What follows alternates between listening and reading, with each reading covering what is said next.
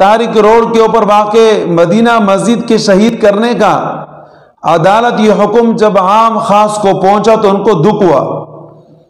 اس لیے کہ مملکت اس کی بنیاد لا الہ الا اللہ محمد الرسول اللہ کے اوپر رکھی گئی،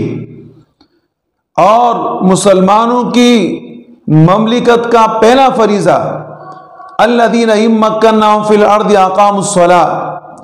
کہ جب مسلمان کسی جگہ قابض ہو جائے تو نماز کا انتظام کرے۔ مسجد بنانا حکومت کی ذمہ داری ہوتی ہے،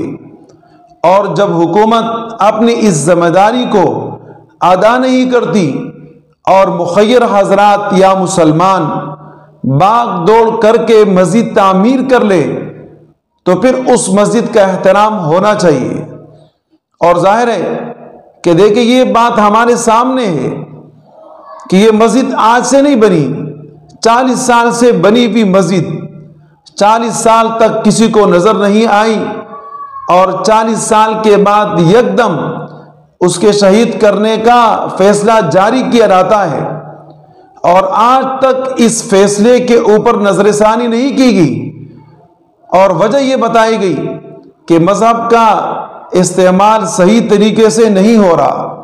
مذہب کا استعمال بالکل ٹھیک طریقے سے ہو رہا ہے، اور مذہب کے استعمال کرنے والے بھی ٹھیک ہے۔ آپ کی ذمہ داری مذہب والوں نے خود ادا کر لی اور انہوں نے مسجد بنائی، جبکہ یہ آپ کی ذمہ داری تھی، تو مذہب والے اپنے کام کو اچھی طریقے سے انجام دے رہے ہیں، اور 40 سال سے باقی وہ مسجد میں نماز پڑھ رہے ہیں۔ پھر یہ کہ ہماری عبادت گاہ، ہماری مسجد، مسلمانوں کی سلطنت وہ اس کے گرانے کا حکم جاری کرے، اور جو مندر اور اغیار کی عبادت گاہیں ان کی حفاظت کے لیے آپ وہاں پہرے دیا کرے، یہ کہاں کا انصاف ہے؟ پھر لوگوں کے دلوں میں یہ بات بٹھائی جاتی ہے کہ قبضے کے جگہ پر مسجد بنانا کیسا ہے؟ تو آپ سمجھے کہ قبضہ 2 قسم کا ہوتا ہے۔ ایک عام آدمی کے زمین پر آپ قبضہ کر کے مسجد بنائے، وہ کسی طریقے سے بھی صحیح نہیں ہے، کوئی عالم اس کو ٹھیک نہیں کہتا، اور ایک سرکاری زمین کے اوپر جو خالی پڑی ہو، جس کو مسلمان صاف کرے، وہاں پڑے کچرے کو ہٹائے، وہاں مسجد بنائے، تو وہ بالکل ٹھیک ہے، اس کے اندر کسی قسم کی کوئی قباحت نہیں۔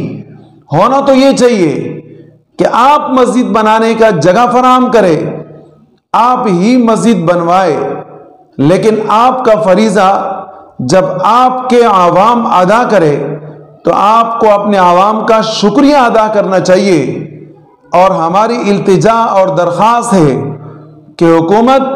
اور عدالت اپنے اس فیصلے کے اوپر نظر ثانی کر کے مسجد کو اپنی جگہ قائم رہنے دے۔